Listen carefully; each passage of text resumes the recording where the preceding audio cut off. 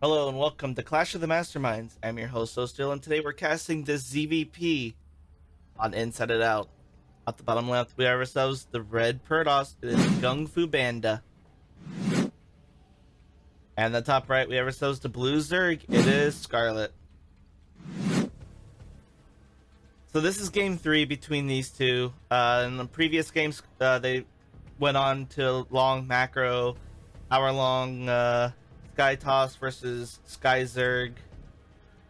Well, I guess really it was the perfect Zerg copy. You had Ultraling, Broodlords, Corruptors, Vipers, some lots of run-bys on Scarlett's end, lots of turtling from the Protoss end. So we're gonna start off this game though with a hatch block. How you doing, Stink? We're gonna start off this game with a hatch block, and Scarlett's gonna go ahead and take themselves a third, their natural at the third base location, a linear formation for the expansion, and GungFuBanDa is just gonna go ahead with a gateway expand, and Scarlett's gonna play this game out like normal, going hatch gas pool.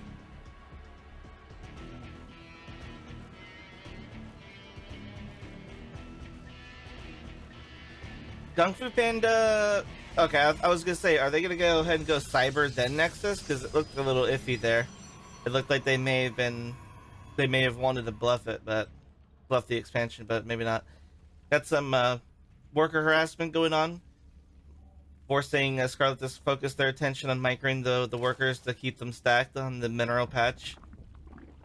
As for those of you who may not know, the reason why this harassment is done in the first place is because the ideal saturation for each of these mineral patches, there's 8 mineral patches, 2 workers in each one, and if like right here, this probe just forced the drone to both drones to actually get off this mineral patch, and whenever you do that, the workers are just bouncing around to other mineral patches to try to find a mineral patch to mine from, which wastes time from 2+ workers to have to go looking for a new mineral patch to mine from.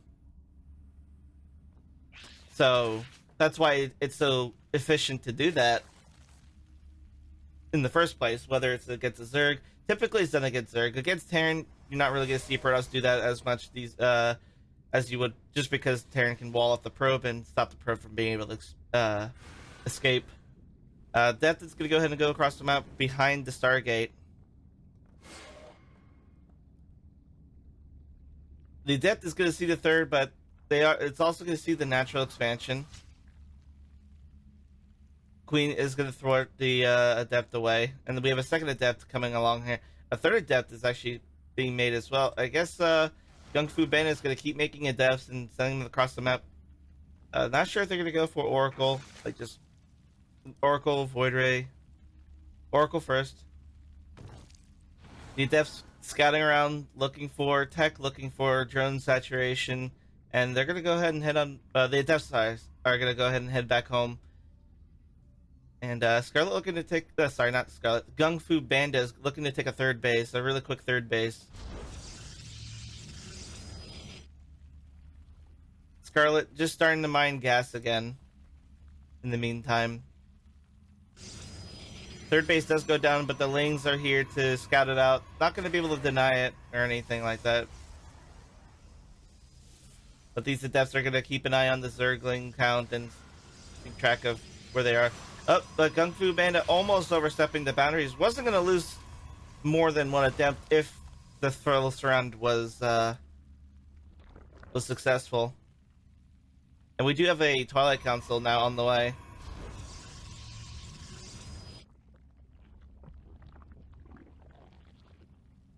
Gung-Ho? What do you mean Gung-Ho?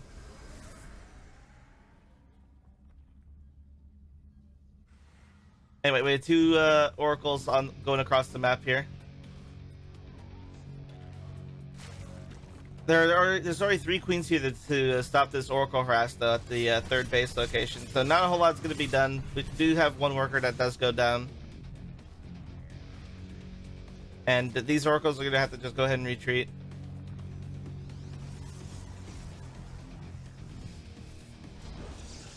And now we have a robo on the way with glaives. Okay, so Oracle opener into a glaive timing attack.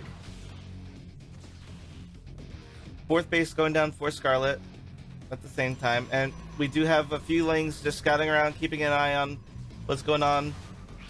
Gonna get a probe kill, but that's about all that's gonna be done. These oracles, though, going across the map now, looking for more opportunities to scout and maybe harass some workers, but the queen's already in position to deny the oracle harass. There's a lot of queens out already, and the queen count is actually stopped. The Scarlett's not making any more queens, going straight to lair though, and the adept count is quite high. Lings should be able to spot it. No Roach Warren in sight, I don't believe, but there is a +1 melee on the way. We do have a macro hatched, and these adepts are now shading across the map. Well, not shading now, but they were shading across the map. And now we have an Oracle adept timing attack coming in. Lots of adepts moving on in. These lings are going to spot it. The queen's in position, ready to defend.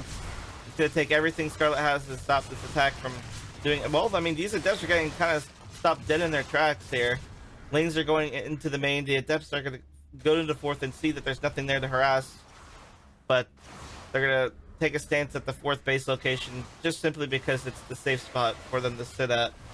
And this adept harass was very unsuccessful in doing anything more than killing Lings off. Was able to scout what the comp for Scarlett was, but you could have done that without the adept commitment too. And now we have disruptors on the way for GungFu.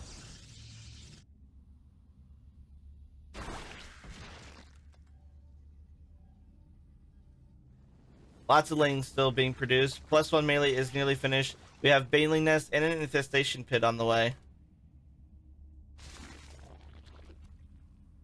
No fourth base in sight for GungFu. These oracles are going to spot the fifth base. And this third base location might lose a few more workers if Scarlett's not careful. But at the same time, we do have a ling run by attempt, but the force fields were put down just in time. We have Stasis Ward also completing and catching a few drones here and there. Lings are nicely spread between two different groups. And looks like GungFu is going to go ahead and go across the map with one disruptor. And Blink is only halfway complete, so this is kind of a weird timing to be moving out when Blink is not even done. And you have a bunch of Zerglings out in the map. Not really going out with a safety net or anything. Lings are going to go ahead and destroy this wall over here at the at GungFu's third base location, opening up another path to traverse through. Disruptor count stopping at 2, and now GungFu switching to Phoenix play. Phoenix Blink. Stasis wards are putting place down, which is definitely a smart move. I would definitely I do find this quite pleasing to see stasis wards being put in a defensive position rather than just purely offensive. That group of lings did get caught just now, but that's not as massive of a group as this squad over here. But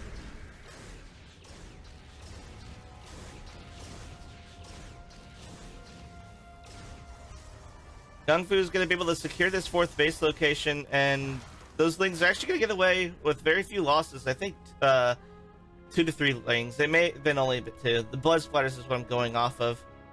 And we do have a 4 adept hit squad moving into Scarlett's fourth base. At the same time, Scarlett did check the third base to see if there's anything that could be done. But there's no damage to be dealt.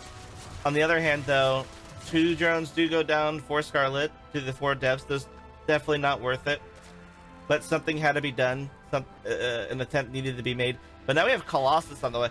GungFu is just going for a little bit of everything here. The only thing that's missing is Storm.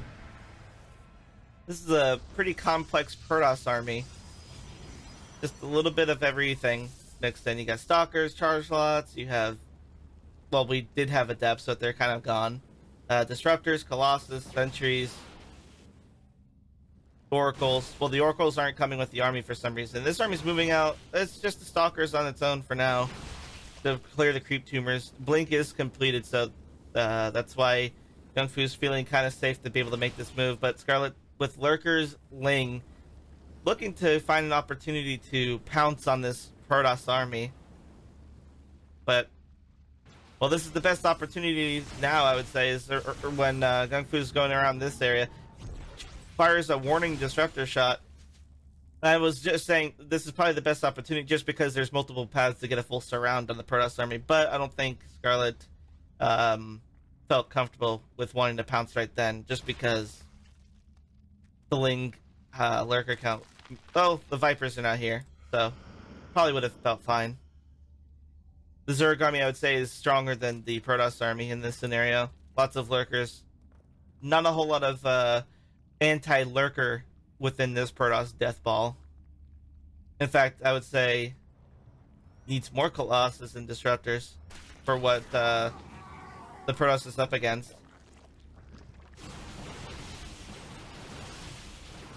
Breaking down these rocks to open up another area, and Karslot's going to be met with Ling Bane over here in the east.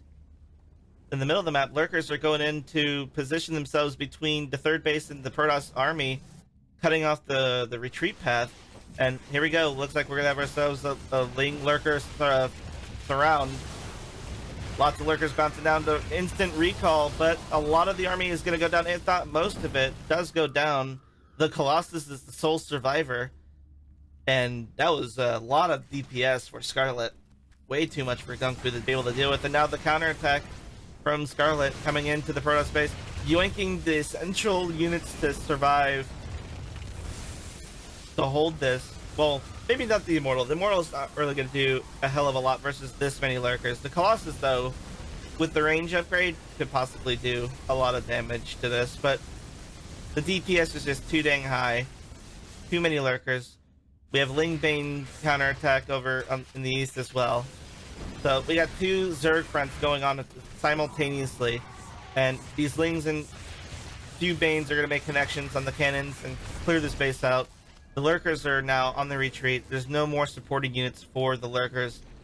Even though the Lurkers could pretty much kill all the ground army right here. Nothing for the anti-air, though. And this fifth base does go down for GungFu. +3 on the way for both players and nearly complete. Scarlett is starting +1 Carapace for her army. And Zerg is doing really well. Zerg's very, very big right now, and I don't know if GungFu's going to be able to really do anything against Scarlett in the meantime. All GungFu's got to do is hold out, but I don't know if they're going to have the time to hold out and survive, to get what they need to deal with this many Lurkers. There's just too many Lurkers here. It's like, no question. We don't have Disruptors anymore. We just have Immortals, and a few High Templars are now morphing into Archons, which are just going to get decimated by the Lurkers. We have +1 Flyers now on the way. We have Chargelot Run By, that's going to be completely unsuccessful. Well, maybe not so much. It's getting 2 worker kills, 4 worker kills, but here we go. Zerg counterattack from Scarlett at the fourth base, 6 o'clock location. This one, Zealot has done the most damage. Got 10 kills on it, killed 7 workers by itself. And now we have Hydras over with the Lurkers support as the anti-air. But even though the Phoenix do lift a few Lurkers up, they just plop right back down and dig themselves back into the same hole that they got yoinked out of. And GungFu doesn't really... I don't think GungFu can deal with this army at all. There's just no way. The amount of Immortals, I don't know as a Protoss player. I don't know, because I'm not a Protoss player. I don't know what you would need beyond Disruptors to deal with this many Lurkers. I don't think Immortals are very good in my opinion, but maybe I'm wrong. And now half the Lurkers do go down, but yeah, the Yoinks are just really good in this scenario, and GungFu's gonna lose all their army. Oops, sorry. And GG is called. GungFu concedes, and Scarlett takes game 3. Well played, Scarlett. Yeah, I don't think the Immortals were a good choice. They didn't really do a whole lot, except die. I feel like Disruptors. I mean, I understand that you wanted more a more sustainable army, a longer lasting army, and not just have a bit of burst and then having to wait. But I feel like Disruptors were definitely the better call, if not just making more Phoenix just for the lifts. And Phoenix Colossus could have dealt with this army too. Lifts and then melt the Hydras while the lurkers are lifted, and then pray. Yeah, because Colossus range, even though like lurkers I think outrange Colossus by 1, the Colossus can deal with the Hydras while the Phoenix lift the lurkers. Because he has GungFu's got 2 observers over here. He could, if he made enough Phoenix, he could have lifted all the lurkers, killed the Hydras, and then the rest of the Protoss army could have killed the lurkers while they were plopped back down on the ground. But it's a lot of easy to speculate as a observer. But anyway, I hope you guys enjoyed this replay cast. If you guys would like to submit your replays, you can submit them at seoulreplays@gmail.com. That's SEOUL replays@gmail.com. Or you can join my Discord and post them in the StarCraft stuff section. If you guys liked the video, be sure to like, comment, subscribe, and I'll check you guys out in the next one. Take it easy. Thanks for watching. I really hope you enjoyed that video just now. If you wouldn't mind clicking that like, subscribe, and the bell notification down below, really appreciate it. Also, be sure to follow me on my Twitter and Twitch.